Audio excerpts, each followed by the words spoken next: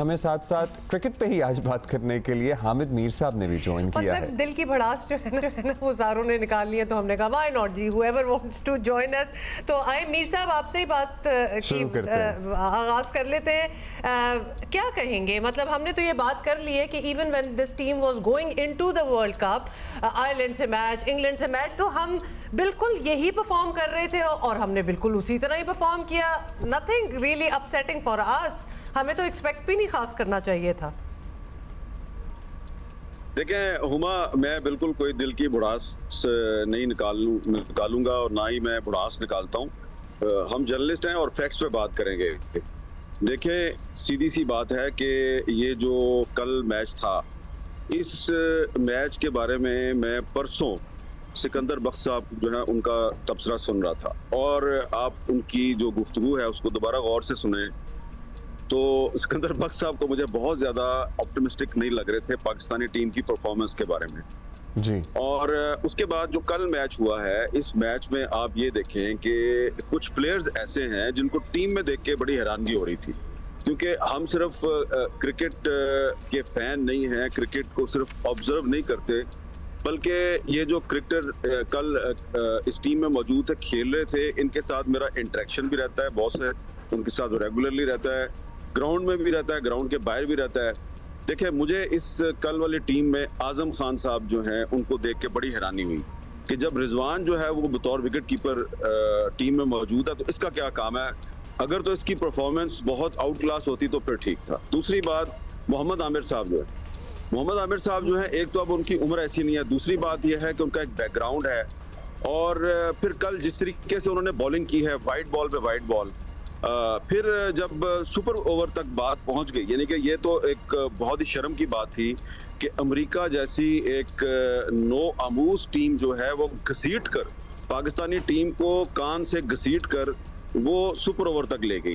अब super over में जब आप देख रहे हैं कि पाकिस्तान की तरफ से कौन ग्राउंड में आ रहा है, तो चाचा इफ्तिखार और उसके साथ फखर जमान। अब चाचा इफ्तिखार की मुझे समझ नहीं आई कि ये क्यों आया है। मैंने कहा हो सकता है कि रनिंग के लिए या एक सीनियर है, तो फखर जमान जो है वो स्ट्राइक एंड पे जाएगा, लेकिन मैंने देखा कि फखर जमान की बजाय चाचा इफ्तिखार जो है वो बॉल को फेस करने के लिए चला गया और फखर जमान को एक भी गेंद खेलने को नहीं मिली। तो इसके अलावा भी इस टीम में उस्मान खान साहब जो ओपनर के तौर पे आए, मुझे नहीं पता वो यूएई की टीम के प्लेयर हैं, पाकिस्तानी टीम के प्लेयर हैं, वो दोनों तरफ से खेलते रहते हैं, कभी उधर बैन हो जाते हैं, कभी इधर उनका प्रॉब्लम हो जाता है। ठीक है, वो बड़े एक अच्छे हार्ड हिटिंग प्लेयर हैं, लेकिन कल तो जिस गेंद पे वो आउट हुए वो बिल्कुल एक आसान सी फ्लाइट गेंद थी और वो गेंद मिडल नहीं हुई और वो कैच आउट हो गए। तो मजमूई तौर पे मैं ये समझता हूँ कि ये सिर्फ क्रिकेट टीम की नाकामी नहीं है, ये जिन लोगों ने इस टीम को सिलेक्ट किया है ये उनकी नाकामी है। उनको एक्सप्लेनेशन देनी चाहिए, इसकी बाकायदा एक इंक्वायरी होनी चाहिए। खेल में हार जीत होती रहती है, लेकिन जो हमारी जो चॉइस ऑफ प्लेयर्स है उस पे बहुत से लोग बहुत सी बातें कर रहे हैं, और मैं समझता हूं कि जो क्रिकेट बोर्ड है उसको इग्नोर नहीं करना चाहिए और कौम को बताना चाहिए। नंबर 1, आप हमें ये बताएं कि आजम खान साहब जो हैं वो आप किस बेस पर, किस मेरिट पर आप उनको टीम में लेके आए, आप हमें मेरिट बता दें। उसकी भी वो तौजीहात देते हैं जी, वो कैरेबियन प्रीमियर लीग में बड़ा अच्छा परफॉर्म करता है, वो वेस्ट इंडियन विकेटों पे चल जाएगा। हर एक के पास अपनी तौजीहात हैं, और सैड बात ये है मीर साहब, एंड हम अपने बाकी पैनलिस्ट से डिस्कशन को आगे बढ़ाएंगे, कि अगर कोई तनकीद करता है तो उन्हें लगता है कि पता नहीं हमें कोई अपनी पर्सनल प्रॉब्लम है कि हम तनकीद कर रहे हैं। You know, take this as an input maybe and do something about it, because सारे लोग collectively गलत नहीं हो सकता है आपके यहाँ जो डिसीजन मेकर्स हैं वो भी गलतियां कर रहे हों। हम पीसीबी को ये कह रहे हैं। सो सिकंदर, मैं आपको जी जी जी जी जी मीर साहब, मैं आपको एक छोटी सी पर्सनल बात बता देता हूँ। अभी कुछ हफ्ते पहले जब पाकिस्तानी क्रिकेट टीम जो है, ये जो अभी यहाँ वहां पर मौजूद है अमेरिका में, इसकी ये बड़ी ट्रेनिंग हो रही थी ना पाकिस्तान में, आपको याद है ना जी। तो इनकी रमजान में भी बड़ी ट्रेनिंग हुई, उसके बाद भी बड़ी ट्रेनिंग होती रही।